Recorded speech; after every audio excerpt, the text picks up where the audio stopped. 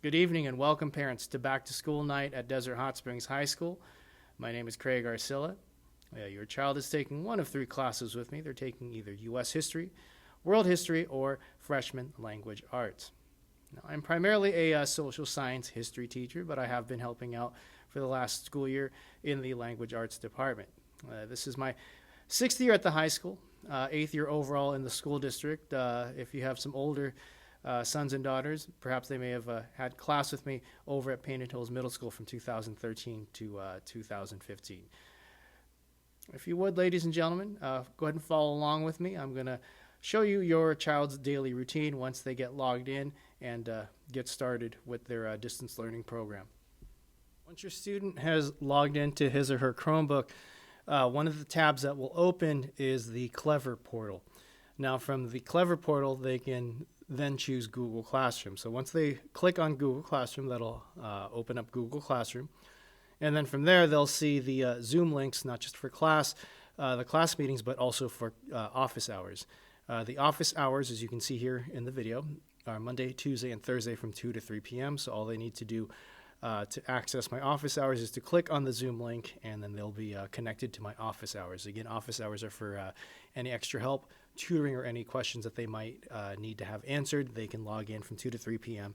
and join my office hours. Now, as far as normal class again is right here, and they click on that link, and they will be given access to the class. So they'll need to wait for me to admit them into class, but once I do that, they will be allowed in. And again, they will need to sign in using their Google accounts, otherwise they will not be allowed into class. And again, that's a security measure to make sure that there are no unauthorized users that are being allowed into the class Zoom meetings.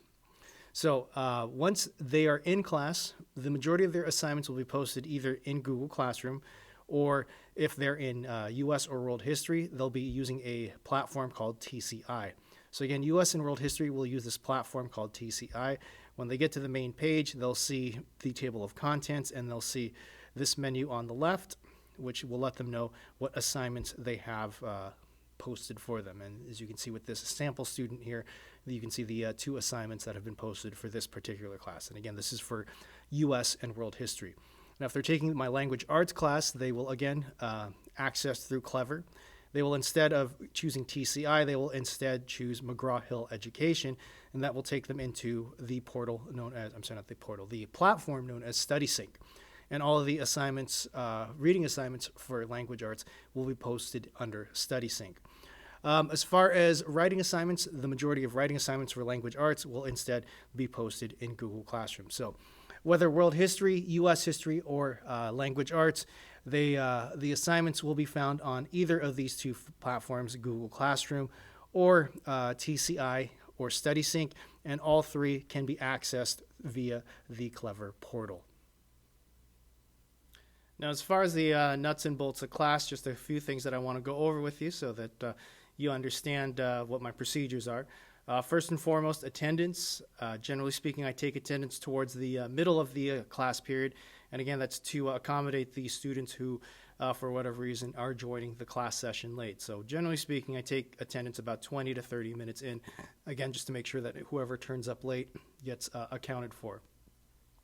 Now, as far as rules and routines in the classroom, really, I have 3 very simple rules, and I told your kids this on the first day of school. I have 3 rules: be prepared, be productive, and be responsible. And again, those are pretty self-explanatory.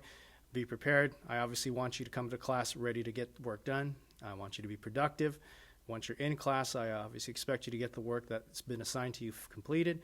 And then finally, to be respectful, which again doesn't need much explanation there. Whether it's being respectful to me or to their peers, I expect everybody to treat everyone else with the same kind of respect that they would want for themselves.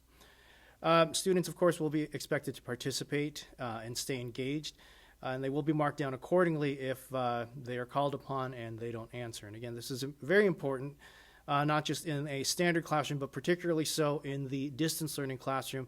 I want to make sure that I'm not just talking to a screen, an empty screen. I want to make sure that there is somebody at the other end of that screen paying attention and listening to what I'm talking about. So again, your students will need to make sure that they are paying attention and engaged the entire time. Now, There will be quiet times during the class periods. They will be given time to get assignments completed, so there will be quiet periods in which students are working on assignments and getting things done. Again, as I mentioned earlier, my office hours are from 2 to 3 p.m., Monday, Tuesday, and Thursday.